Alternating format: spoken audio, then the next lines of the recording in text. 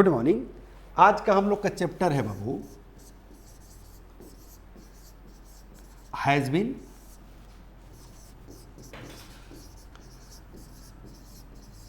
Have been plus V4। पहले समझने का प्रयास कीजिए कि हैज बीन का मतलब क्या होता है और हैव बीन का मतलब क्या होता है। प्लस V4 अगर इस तरह का स्ट्रक्चर क्रिएट हो जाए तो समझिएगा कि ये कंटिन्यूटी बता रहा है। मतलब कोई काम, कोई एक्शन अगर लगातार हो रहा हो, कंटिन्यू हो रहा हो, वहीं पर जो है हम हैज बीन और हैव बीन का प्रयोग करते हैं और V4 का प्रयोग करते हैं। अब क्वेश्चन उठता है कि सर हैज बीन कहाँ लगाएंगे और हैव बीन कहाँ लगाएंगे, मतलब हैज कहाँ और हैव कहाँ। तो कल मैंने आप लोग को टेंस पर पढ़ाया था, प्रेजेंट परफेक्ट टेंस पर, कि हैज कहाँ लगाएंगे और हैव कहाँ लगाएंगे। ओके, कंसेप्ट क्लियर करने के लिए हिंदी सेंटेंस पर ध्यान दीजिए, 100% कंसेप्ट क्लियर हो जाएगा। जैसे कहा जाए कि मैं खेलता रहा हूं। ध्यान दीजिए, यहां रहा है, रही है लिख रहा है, और यहां कह रहा है कि हैज बीन और हैव बीन। कितना कंफ्यूजन है, लेकिन आपको कंफ्यूज नहीं होना है, क्योंकि मैं आपका कंसेप्ट क्लियर कर रहा हूं कि कह रहा है कि मैं खेलता रहा हूं, मतलब काम जो है, एक्शन जो है जारी रहा है। मैं खेलता रहा हूं, तो इसको ट्रांसलेट करेंगे कि आई हैव, चूंकि आई के साथ हैव लगता है, कहेंगे आई हैव बीन, और क्या चीज, खेलना। तो यही तो कह रहा है कि V4 मतलब वर्ब का चौथा रूप। तो कहेंगे आई हैव बीन, और खेलना का होता है प्ले, तो ING कर दीजिए। आई हैव बीन प्लेइंग, मतलब मैं खेलता रहा हूं, लेकिन कहा जाए कि मैं दिन भर खेलता रहा हूं। ओके, वह रात भर सोती रही है, वह दिन भर सोती रही है, वह दिन भर मुझे गाली देती रही है, वह दिन भर मुस्कुराती रही है, वह दिन भर हंसती रही है, वह दिन भर झगड़ती रही है, तुम्हारी पत्नी तुमसे दिन भर लड़ती रही है। तो ये सारे सेंटेंसेस बेटा इसी पर बनेंगे, घबराना नहीं है, सारे सेंटेंसेस बनेंगे। सेंटेंस नंबर 2 देखिए, वह दिन भर खेलता रहा है, तो क्या कहेंगे, ही हैज बीन, चूंकि ही के साथ हैज लगता है, कहेंगे ही हैज बीन प्लेइंग। और दिन भर, तो दिन भर का अंग्रेजी होता है थ्रू आउट द डे। और एक कहें कि रात भर, तो कहेंगे थ्रू आउट द नाइट। सालों भर, through out the year. Month भर, थ्रू आउट द मंथ। सप्ताह भर, थ्रू आउट द वीक। ये एक स्ट्रक्चर है, समझ लीजिए, प्रीपोजिशन के मदद से बनता है। सेंटेंस नंबर 3 ध्यान दीजिए, जैसे कहा जाए कि वह रात भर पढ़ती रही है, एग्जाम नजदीक आया है, तो वह रात भर पढ़ती रही है, तो क्या कहेंगे, शी हैज बीन रीडिंग रात भर, तो क्या कहेंगे बाबू, थ्रू आउट द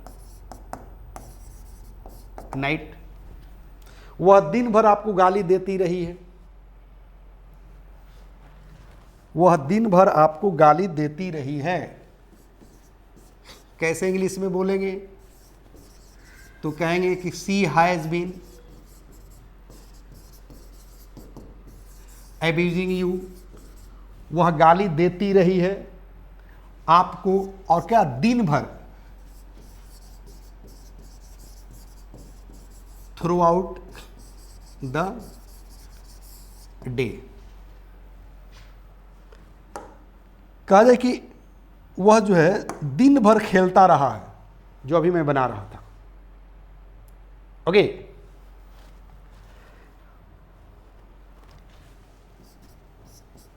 कहा जाए हम लोग सालों भर क्रिकेट खेलते रहे हैं, तो क्या कहेंगे, we have been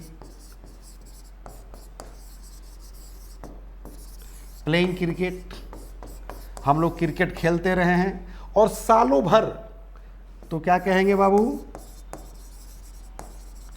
through out the year. थोड़ा सा हम बैक चलेंगे बाबू, ध्यान देना है। ये जो चैप्टर हम लोग पढ़ रहे हैं कि हैज़ बीन और हैव बीन, ये सेम चैप्टर मैं बुक में भी पढ़ाया हूँ और वहाँ बहुत सारे सेंटेंस सिखाया हूँ। मैं चाहूँगा कि उधर आपको लेकर चलूँ ताकि बुक से लगाव बढ़े, क्योंकि आपके ऐप पर एक बुक नहीं है बल्कि 5 बुक अवेलेबल है। ओके, यहाँ भी मैंने स्ट्रक्चर लिखा है कि has oblique have been plus जीरन। जीरन मतलब वर्ब में आईएनजी। ओके, जैसे सेंटेंस करे कि मैं पढ़ता रहा हूँ, आई हैव बीन रीडिंग। इसी को मैं बना रहा था कि मैं दिन भर पढ़ता रहा हूँ, वह रात भर पढ़ती रही है, वह रात भर रोती रही है, तो क्या कहेंगे? She has been weeping throughout the night for you, मतलब आपके लिए। मैं रात भर तुम्हारे लिए रोता रहा हूँ, तो I have been weeping throughout the night for you. ये इश्क में होता है, मोहब्बत में होता है, ये नया बात नहीं है बाबू। ओके, कहेंगे कि वह लिखती रही है, तो कहेंगे सी हैज़ बीन राइटिंग। और कहा जाए कि वह देश के बारे में लिखती रही है, तो कहेंगे she has been writing about the country.